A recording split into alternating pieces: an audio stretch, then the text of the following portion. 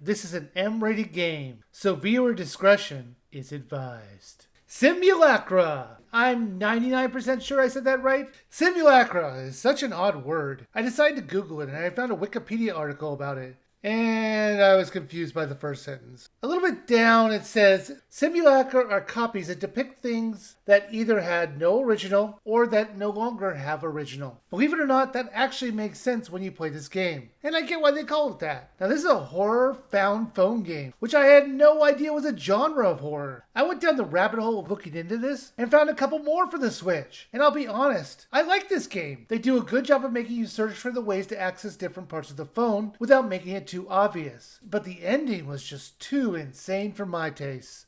This sort of gameplay reminded me of another game I've talked about before called Majestic from 20 years ago, where you have to research and solve puzzles on real websites. And now, while they never got to that level in this game, it had the same sort of feel, especially in the brilliant twist in the middle of this one. As that sort of trick that they did, Majestic actually did in the first episode, kind of. It was clever. Now you play as Wiiviewer, or whatever you want to call yourself. As apparently you just find a phone on your doorstep. I think that was it. It was never really clear where he found it from. The phone is unlocked and you're going to want to find its owner. You will access pictures, emails, the web, chat clients, and even her dating app to help you track her down, which was a little creepy. But since you get a cryptic plea of help from a video from her, I guess she'd be cool with it. Your phone will occasionally act up and kind of do jump scares, but it's more like the phone's apps will get corrupted. You'll chat with her ex-boyfriend, her friends, and even one of her dating app friends. As you play, you're going to make decisions, and how you respond might change the way the story progresses. You might be able to make a friend or an enemy out of someone, and that might be critical to saving the day. As you're looking around in the phone,